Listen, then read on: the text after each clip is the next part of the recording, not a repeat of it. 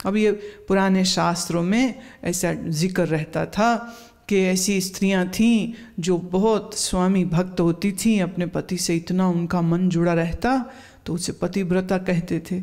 और अभी राम जी को देखिए, वो पत्नी व्रता है कि सीता जी अगर चली जाती हैं, वो परिस्थिति जो भी समाज की उस समय बनी और सीता का अकेली का जो वनवास हुआ, तो उस समय में राम ने ये तो नहीं कहा कि चल वो गई तो मैं दूसरी ले आता हूँ।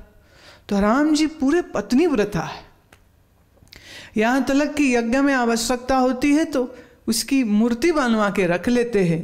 राजा हैं, अब उनके पिताजी ने 3 विवाह किए थे, चाहते तो रामचंद्र जी भी करते, पर हमारे रामचंद्र जी तो सीता जी के साथ जुड़े हैं, सीता जी राम जी के साथ जुड़े हैं, इसलिए सीताराम की जुगल जोड़ी ऐसा कहा जाता है। बट इसका एक पक्ष याद रखना, सीताराम बेचारे साथ सुखी कभी न रह पाए। बहुत कम समय उनको मिला है एक दूसरे के सानिध्य का, बहुत कम समय। ये कह सकते हैं कि वनवास काल का जो 13 वर्ष थे वही उनके आपस में, अब वो भी जंगल में हैं और वो भी बड़ी कठिन परिस्थितियों में हैं, और वो भी एक गांव में नहीं रुक सकते, जहाँ लोग रहते वहाँ नहीं रुक सकते, किसी नगर में नहीं रुक सकते, ऐसे बहुत से प्रतिबंध थे। लेकिन उन दोनों का आपस का मन इतना जुड़ा हुआ था। तो पतिव्रता जिसका अपना मन पति से जुड़ा है, दुनिया भाव कछु नहीं समझे। अब क्यों मन जुड़ गया? दरिया कहते मेरा मन राम से क्यों, राम मेरा पिया मैं उसकी पत्नी, मेरा मन उससे क्यों जुड़ गया? बोले दुनिया नहीं समझ सकती है, बस यूं जानिए कि मैं हूँ सरिता और राम है मेरा समुद्र, और ये सरिता जाके जैसे समुद्र समानी सरिता, मेरा मन तो राम में लीन हो गया।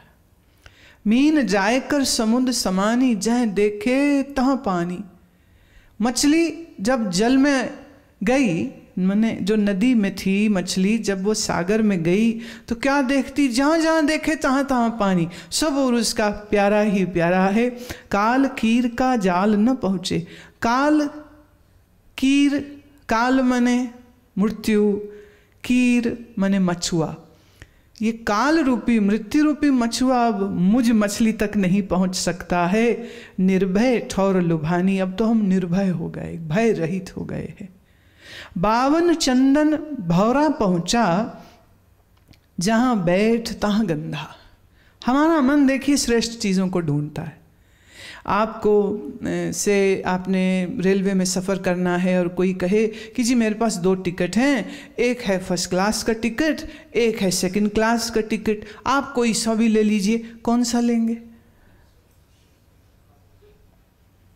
कोई आपसे कहे कि जहाज़ में जा रहे हैं और पता चले कि वो कह रहे हैं कि आज हमारा ये था कि इस नंबर का पैसेंजर जो आएगा, that passenger will be upgraded to business class. So what would the person say कि नहीं जी मैं तो अपनी इकॉनमी वाली सीट में बैठूंगा। वो छलांग मार के कहेगा हाँ जी दीजिए बिजनेस का सीट।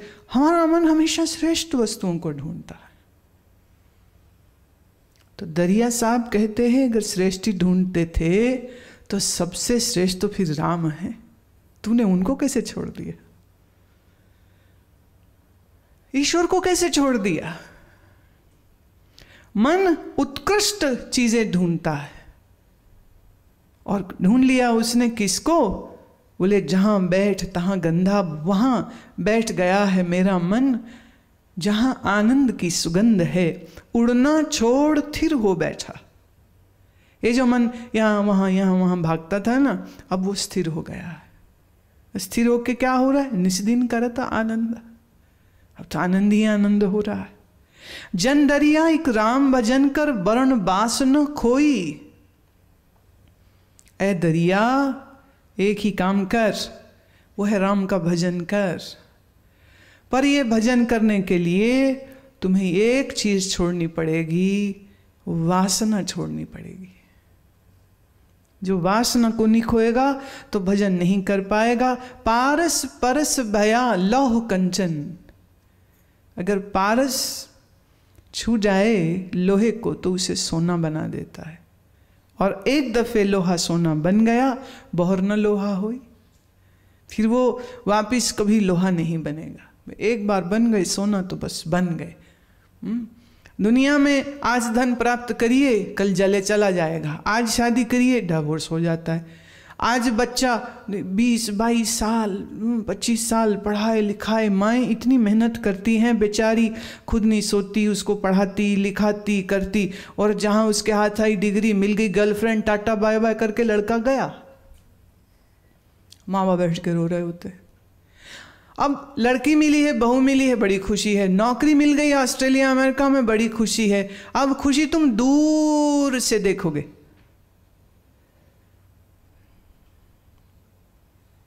खुशी हो रही है पर बैठ के रो रहे।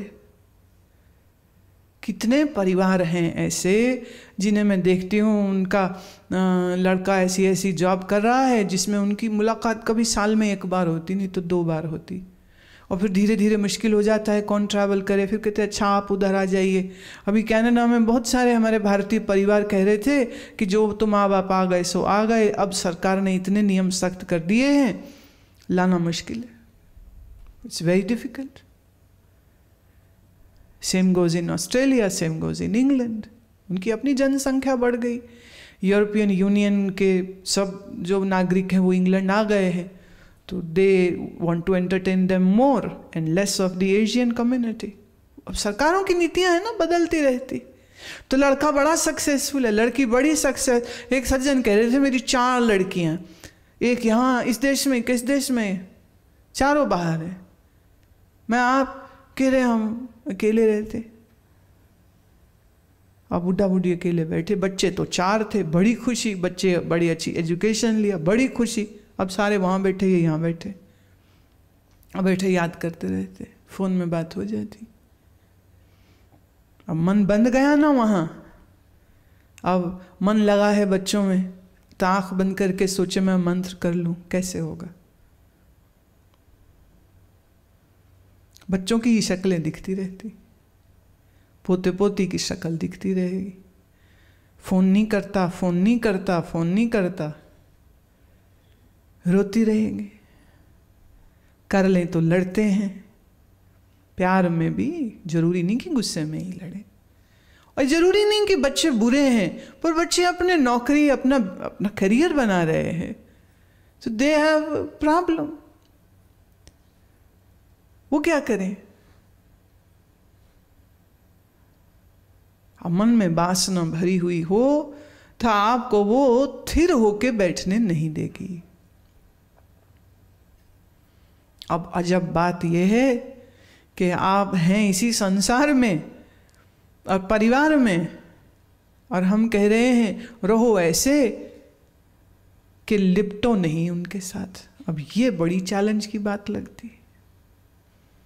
वो इसलिए क्योंकि जगत सत्य लगता है, ईश्वर का कुछ खास पता नहीं, सुन ही रखा है ना।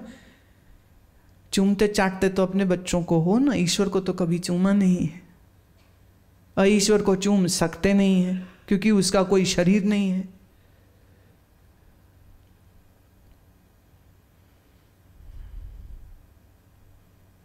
अब आपका मन भी तो सूक्ष्म है ना, मन स्थूल नहीं है, शरीर स्थूल है, मन सूक्ष्म है, और परमात्मा मन का भी आधार है। तो मन सूक्ष्म से भी सूक्ष्म हुआ। अब सूक्ष्म तुम्हारे लिए स्थूल तो बनने से रहा, और आंख देखती है स्थूल को, आंख देखती है स्थूल को। अब देखिए, फूल दिखता है कि खुशबू दिखती है? खुशबू दिखती नहीं। अच्छा, खुशबू ना हो तो फूल किस काम का? फूल खुशबू के लिए है कि फूल फूल के लिए? और बिना खुशबू का फूल किसी काम का ना होगा, पर खुशबू दिखती नहीं। फूल बिक रहा है खुशबू की वजह से, और खुशबू दिखती नहीं। आप भाव फूल का देते हो, एक स्टेम गुलाब की 20 रुपए की मान लो है। I don't know because I have never bought flowers. मुझे मिलते हैं, मैं खरीदा ही नहीं कभी, तो मुझे ज्ञान नहीं है। या मिलते हैं या हम उगाते हैं, तो हमारे उग फ्री में जाते, फ्री में आ भी जाते। Everything is free free free, I don't buy anything. फूल आप खरीदें गुलाब का, मोल आपने गुलाब का दिया है, खुशबू का नहीं, पर खुशबू के लिए खरीदे, सौंदर्य के। अब सौंदर्य फिजिकल चीज नहीं है। अगर आप गुलाब के फूल का पोस्टमार्टम करेंगे तो सौंदर्य कोई इंग्रेडिएंट नहीं जो अलग से मिल जाएगा। ले जाइए माइक्रोस्कोप के नीचे गुलाब को, खूबसूरती दिखेगी ना, खुशबू दिखे ना खूबसूरती दिखे, पर हमने खूबसूरती और फूल की खुशबू के लिए फूल खरीदा है, तो सूक्ष्म के लिए स्थूल लिया है। तो कीमत तो सूक्ष्म की ही होती है, स्थूल की थोड़े होती। स्थूल के जरिए से हो गया, बस इतना कह सकते हैं। अच्छा, और चलो, हवा स्थूल है कि सूक्ष्म? अब आपको प्राण जीवन हवा से मिल रहा है। जिंदगी में भोजन ना मिले आपको खाने को तो करीब करीब 1.25 महीना तक तुम जी लोगे, मरोगे नहीं। 80 दिन तक भी डिपेंड करता है ना आपके बॉडी में कितना फैट है। Body will take calories from the fat, meaning the body will eat the body, so you can survive. Some people have survived 100 days, 100 दिन बिना कुछ खाए, पर वो कुछ पी रहे थे। पीने ना मिले तो और जल्दी मर जाएगा शरीर। फिर भी 5 दिन, 4 दिन, 6 दिन, 8 दिन, 10 दिन, depending upon body to body, person to person. हवा के बगैर कितनी देर जी सकोगे?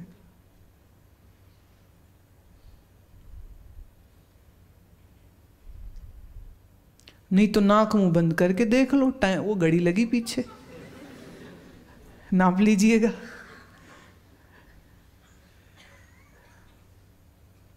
अब हम भोजन के लिए पैसा खर्च करते हैं, पानी के लिए भी पैसा खर्च करते हैं। आप बोलिए हवा के लिए आप क्या पैसा खर्च करते हैं? हवा भी है फ्री फ्री।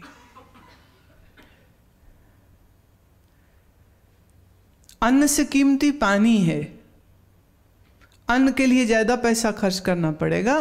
पानी तो कोई भी पिला देगा, पर पानी से भी कीमती वायु है, और वायु के लिए हम कुछ भी खर्च नहीं करते हैं। और मैं ये कहना चाह रही हूं कि वायु से भी कीमती परमात्मा है। परमात्मा है फ्री फ्री फ्री फ्री।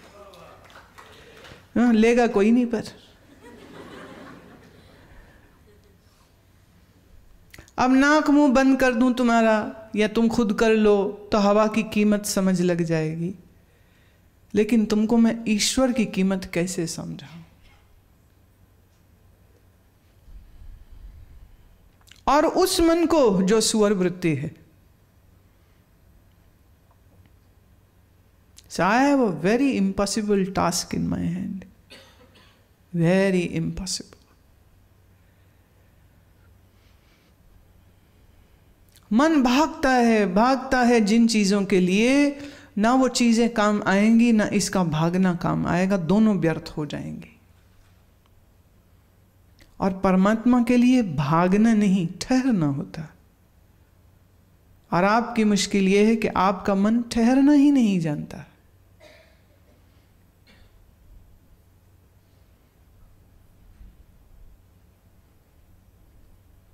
इसीलिए पूछते रहते हो मन नहीं ठहरता, मन नहीं ठहरता, मन। अब मन को हलचल तुम दे रहे हो कि कोई और? मन को इच्छाओं का जाल तुम दे रहे हो या कोई और आके दे रहा है तुम्हारे मन में?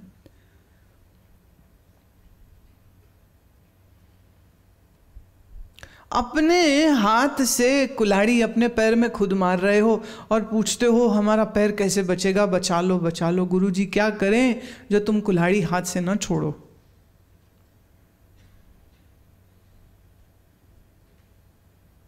मन का स्वभाव चंचल नहीं है। मन के लिए गुरबाणी में कितनी सुंदर पंक्ति है, मन मेरे अंतर तेरे निदान है, बाहर वस्त्र न पाल। मन का स्वभाव तो आनंद ढूंढना है। मन आनंद ढूंढ रहा था, तुम उसे सुख देना चाहते हो, इसलिए वो कहता मैं नहीं मानता। इसीलिए आप थोड़े देर थोड़ा मन को एंटरटेन कर लेते हो सुखों में, फिर भाग जाता है, नहीं ये नहीं अच्छा लगता, ये नहीं अच्छा लग रहा। मन आनंद ढूंढ रहा है। आनंद किसका स्वरूप? आनंद परमात्मा का स्वरूप। तो हम कह सकते हैं हर मन परमात्मा ही ढूंढ रहा है, हर मन सत्य ही ढूंढ रहा है।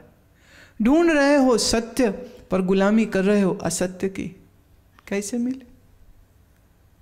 चलना है भीतर, भागते हो बाहर, कैसे चलेंगे?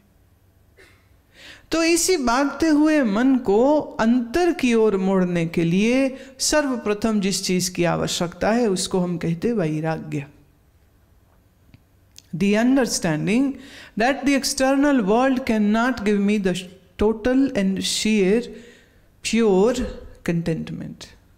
संतुष्टि नहीं आने वाली, पूर्णता नहीं आने वाली, शांति नहीं आने वाली, स्वस्ति नहीं आने वाली, मंगल नहीं आने वाला। ये सब चीजें यहां नहीं मिलेंगी आपको। तो मन को पहले ये चिंतन देना जरूरी है, मन के अंदर ये भावना आनी जरूरी है, ये ख्याल आना जरूरी है। ये ख्याल आए बगैर आध्यात्म की यात्रा नहीं हो सकती। ये फाउंडेशन है, बिना फाउंडेशन के इमारत खड़ी नहीं होती है। ये फाउंडेशन तो देनी पड़ेगी, और ये फाउंडेशन नहीं है तो सच जानिए आप कोई भी साधना करना चाहें हर साधना में असफल होंगे। ये तो ऐसे हो गया कि जिस बर्तन में दूध जल गया था आप उसी बर्तन में और दूध डाल दें तो वो भी दूध खराब। अच्छा, वो दूध फेंका उसमें और दूध डाल दें, वो भी खराब, वो भी खराब, वो भी खराब, वो भी खराब। मैं कहानी, एक बहुत विरक्त महात्मा हुए स्वामी वामदेव जी महाराज मंडली लेके चलते थे और अपने आखिरी वर्षों में सिर्फ उन्होंने गाड़ी की सवारी करी, नहीं तो पैदल चलते थे। जैसे हमारे गुरुजी पैदल चलते थे ऐसे वो पैदल चलते थे। साधुओं के संग रहते थे, साधुओं को ही सत्संग सुनाते थे। गृहस्थियों से तो वो कहते थे अभी तुम्हारे बस का नहीं है सब। वामदेव जी महाराज का तो जहाँ वो बोलते भी थे तो आगे आगे सिर्फ साधु साधु साधु बैठते थे। तो 100, 50, 150, 200 गिनती के साधु हमेशा उनके जहाँ जहाँ वो जाएंगे वो वहाँ वहाँ पहुँच जाते थे। अगर आ गए कोई गृहस्थी तो पीछे पीछे बैठ जावे चुपचाप तो अलग बात है। वो कहते थे अभी तुम काम करो, पैसे कमाओ, बच्चे बनाओ, अभी तुम्हारे लिए ये नहीं है। खाम खामे हमारा भी समय खराब करोगे। मन फंसाया दुनिया में, पूछोगे मन नहीं लगता, मन नहीं लगता, मन नहीं लगता, तो हम अपना टाइम नहीं वेस्ट करेंगे। वामदेव जी कहानी ये कहा करते थे कि एक गांव में कुआं था और उस कुएं का पानी हो गया खराब और सारे गांव के लोग होने लगे बीमार। तो वैद्यों को बुलाया। किसी वैद्य ने कहा कि इसमें आप गिलोय डाल दो, किसी ने कहा इसमें तुलसी डाल दो, किसी ने कहा नीम डाल दो, किसी ने कहा इसको इस तरह साफ कर लेते हैं, किसी ने कहा सारा पानी निकालते हैं, नया पानी इसमें अंदर ज़मीन से आ जाएगा, फिर ठीक हो जाएगा। बड़े सारे कार्यक्रम किए गए पर सब कुछ कर लेने के बाद भी पानी खराब का खराब। फिर एक महात्मा आए उस गांव में, तो उनको ये समस्या पता लगी। तो उन्होंने कहा अच्छा चलो मुझे दिखाओ कहाँ है कुआं। उन्होंने कुआं देखा, झांका अंदर, देखा, कहते इसको तो मैं 1 घंटे में ठीक कर दूंगा। सब बोले लो हमें 6 महीने हो गए इतनी मेहनत करते, आप कह रहे हैं इसे 1 घंटे में ठीक कर देंगे। बोले हाँ बिल्कुल कर देंगे। अच्छा क्या करना क्या है? कह रहे कुछ नहीं, वो जो मरा हुआ कुत्ता पड़ा ना अंदर कुएं में, बस उसको बाहर निकाल दो। कुत्ता मरा पड़ा है कुएं में, उसमें कीड़े लगे हुए हैं और वो उसका शरीर गल रहा है, वो उस पानी में मिल रहा है। अब इस पानी को गिलोय, तुलसी, नीम क्या डाल के साफ करोगे जिसमें एक डेड बॉडी पड़ा हुआ है? Bring the dead body out. कुआं तो धरती के स्रोत से नया जल निकाल ही रहा है, उसमें नया नया पानी आ रहा है, तो ठीक ही ठीक। कुएं का जल खराब नहीं, उसमें जो गिर गया ना उसको निकालो पहले बाहर। तो आपके मन में जो ये वासना का कुत्ता मरा पड़ा है ना, जब तक ये नहीं निकालोगे अध्यात्म में नहीं चल पाओगे। और अगर ये निकाल दिया, ये वासना का कुत्ता बाहर निकाल दिया मन से, वासना मतलब मैं हूँ, मैं ये हूँ, मैं वो हूँ, मैं बड़ा बन जाऊँ, मैं ऐसा हो जाऊँ, मैं वैसा हो जाऊँ, मेरे से बढ़िया कोई नहीं होए, मेरे से अक्लमंद कोई नहीं होए, मेरे से मशहूर कोई नहीं होना चाहिए, I should be the best, everybody should respect me, everybody should love me, everybody should serve me, I am the master, I am the lord, I want to become big, bigger, bestest, excellent. ये वासना जब तक पड़ी है, गुरु की दी हुई हर साधना को तुम फेल कर दोगे। तो वासना के इस कुत्ते को जो मन में डाल रखा है ना, बोले उसको निकालिए बाहर। एक दफे ये निकल गया तो मन निर्मल होना चाहिए, निर्मल, मल रहित, मल रहित, मैल ना हो। इस मन में मैल नहीं होनी चाहिए। मैं कुछ हूं, कुछ मेरा है, ये भी मैल है। ये सब मेरा हो जाए, ये भी मैल है। कुछ चाहना मैल है, कुछ हो जाऊं ये ख्याल मैल है। अब इस मैली वासना के रहते भजन करना मुश्किल है। ये निकल जाए तो फिर वैराग्य का पाठ पहले पढ़े, और वैरागी हो करके जब गुरु के सन्मुख जाएगा तो सच जानिए परीक्षित जी को सिर्फ 7 दिन लगे और वो ब्रह्मज्ञानी हो गए थे।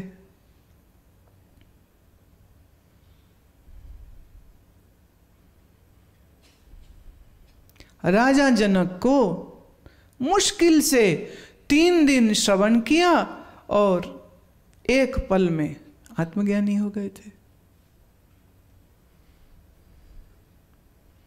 और हमारे अर्जुन को मात्र 1.25 घंटा का संवाद है। 18 अध्याय ये जो भी है चैप्टर्स हैं, ये सारे चैप्टर्स की अगर रेसिटेशन या एक वार्तालाप की दृष्टि से, एक डायलॉग की दृष्टि से मैंने बोले जाएं कि अर्जुन का स्टेटमेंट और कृष्ण का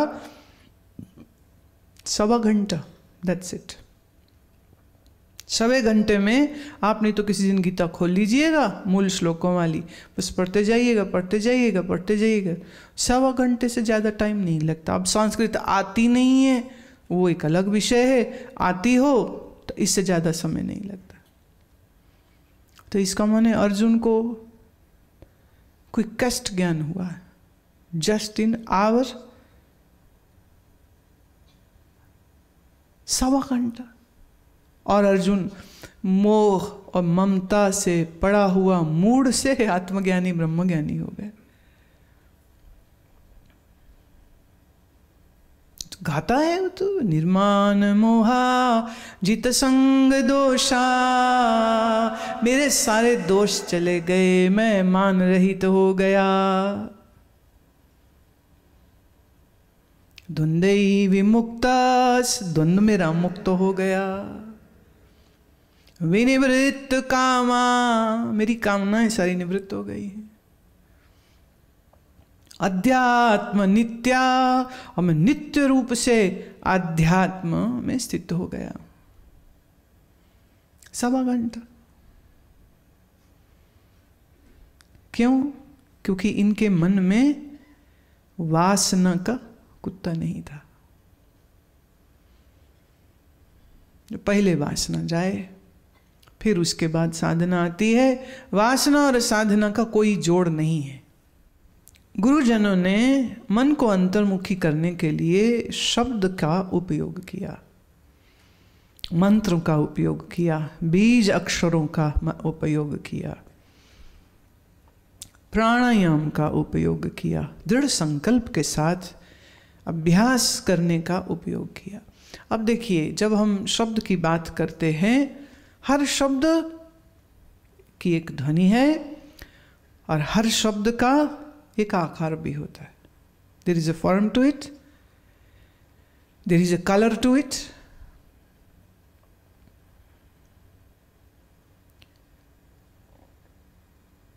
एक फिलॉसफर ने ये कहा था कि एक पेंटर कैनवस के ऊपर रंगों से चित्र बनाता है और एक संगीतकार मौन के ऊपर सुरों के साथ चित्रकारी करता है।